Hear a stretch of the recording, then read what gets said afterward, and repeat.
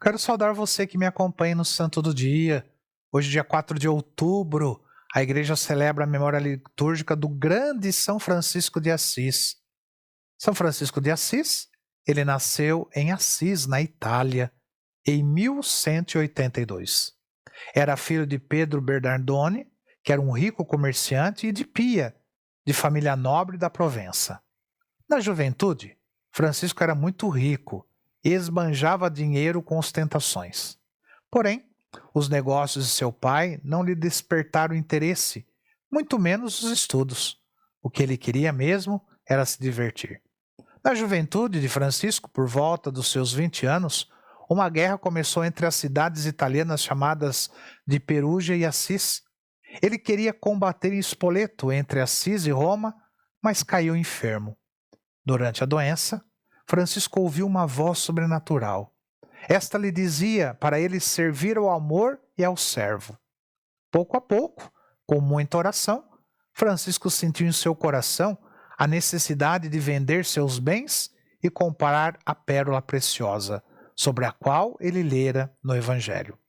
Certa vez, ao encontrar um leproso, apesar da repulsa natural, ele venceu sua vontade e beijou o doente. Foi um gesto movido pelo Espírito Santo.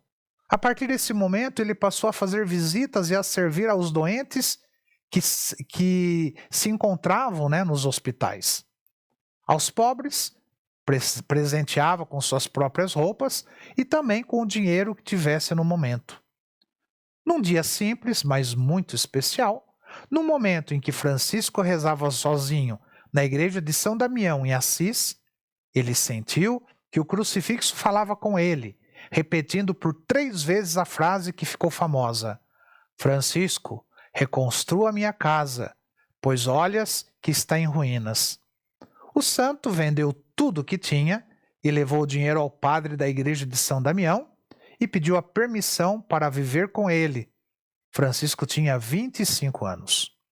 Pedro Bernardone, ao saber que o seu filho tinha feito, foi buscá-lo indignado, levou-o para casa, bateu nele e o acorrentou pelos pés. A mãe, porém, o libertou na ausência do marido e o jovem retornou a São Damião. Seu pai foi de novo buscá-lo. Mandou que ele voltasse para casa ou que renunciasse à sua herança. Francisco, então, renunciou a toda herança e disse: As roupas que eu levo pertencem também ao meu pai. Tenho que devolvê-las. Em seguida, ele se desnudou e entregou suas roupas ao seu pai, dizendo-lhe: Até agora, tu tens sido meu pai na terra, mas agora poderei dizer: Pai nosso que estais no céu. Para reparar a igreja de São Damião, Francisco pedia esmola em Assis. Terminado esse trabalho, começou a reforma da igreja de São Pedro. Depois ele retirou-se para morar numa capela com o nome de Porciúncula. Ela fazia parte da abadia de Monte Subásio, cuidada pelos beneditinos. Ali, o céu lhe mostrou o que realmente esperava dele. O trecho do Evangelho da missa daquele dia dizia: Ide a pregar, dizendo: O reino de Deus tinha chegado. Dai gratuitamente o que haveis recebido gratuitamente. Não possuas ouro, nem 2 túnicas, nem sandálias. A essas palavras, Francisco tirou suas sandálias, seu cinturão e ficou somente com a túnica. Francisco começou a anunciar a verdade no ardor do Espírito de Cristo. Convidou outros a se associarem a ele na busca da perfeita santidade, insistindo para que levasse uma vida de penitência. Alguns começaram a praticar a penitência e em seguida se associaram a ele, partilhando a mesma vida. O humilde São Francisco de Assis decidiu que eles se chamariam frades menores. Surgiram assim os primeiros 12 discípulos, que, segundo registram alguns documentos, foram homens de tão grande santidade que desde os apóstolos até hoje não viu o mundo homens tão maravilhosos e santos. Os novos apóstolos reuniram-se em torno da pequena igreja da Porciúncula, ou Santa Maria dos Anjos, que passou a ser o berço da ordem. Em 1210, quando o grupo contava com 12 membros, São Francisco de Assis redigiu uma regra pequena e informal. Esta regra era, na sua maioria, os conselhos de Jesus, para que possamos alcançar a perfeição. Com ela foram a Roma apresentá-la ao sumo pontífice. Lá, porém, relutavam em aprovar a nova comunidade. Eles achavam que o ideal de Francisco era muito rígido a respeito da pobreza. Por fim, porém, um cardeal afirmou: não podemos proibir que vivam como Cristo mandou no Evangelho. Receberam a aprovação e voltaram a Assis, vivendo na pobreza em oração, em santa alegria e grande fraternidade junto à igreja da Porciúncula. Mais tarde, o Papa Inocêncio III mandou chamar São Francisco de Assis e aprovou a regra verbalmente.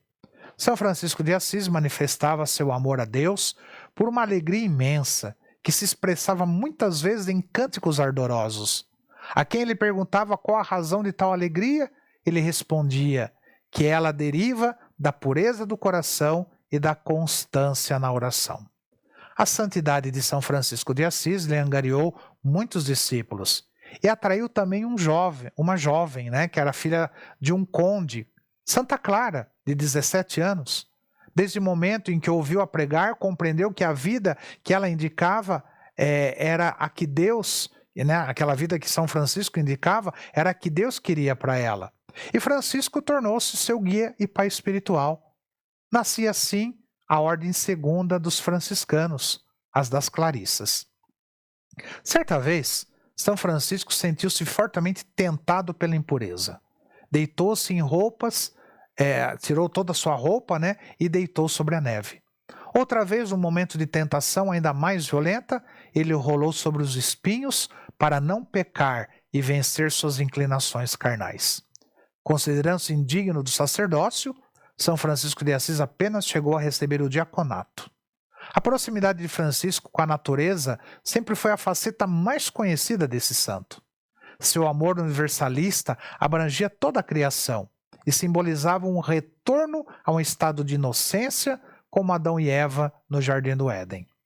2 anos antes de sua morte, tendo Francisco ido ao Monte Alverne, em companhia de alguns dos seus frades mais íntimos, pôs-se em oração fervorosa e foi objeto de uma graça insigne. Na figura de um serafim, de 6 asas, apareceu-lhe Nosso Senhor crucificado, que depois de entreter-se com ele em doce colóquio, partiu, deixando-lhe impressos no corpo os sagrados estigmas da paixão. Assim, esse discípulo de Cristo, que tanto desejara assemelhar-se a ele, obteve mais esse traço de similitude com o Divino Salvador. No verão de 1825, Francisco esteve tão enfermo que o cardeal Ugolino e o irmão Elias o levaram ao médico do Papa em Rete. São Francisco de Assis perguntou a verdade e lhe disseram que lhe restava apenas umas semanas de vida. "Bem-vinda, irmã morte!" exclamou São Francisco. Em seguida pediu para ser levado à Porciúncula. Morreu no dia 3 de outubro de 1226, com menos de 45 anos, depois de escutar a leitura da paixão do Senhor. Ele queria ser sepultado no cemitério dos criminosos, mas seus irmãos o levaram em solene procissão à igreja de São Jorge, em Assis. Ali esteve depositado até 2 anos depois da canonização. Em 1230, foi secretamente trasladado à grande basílica construída pelo irmão Elias. Ele foi canonizado apenas 2 anos depois da sua morte, em 1228, pelo Papa Gregório IX. São Francisco de Assis, rogai por nós. Que o Senhor te abençoe, em nome do Pai, do Filho e do Espírito Santo. Amém.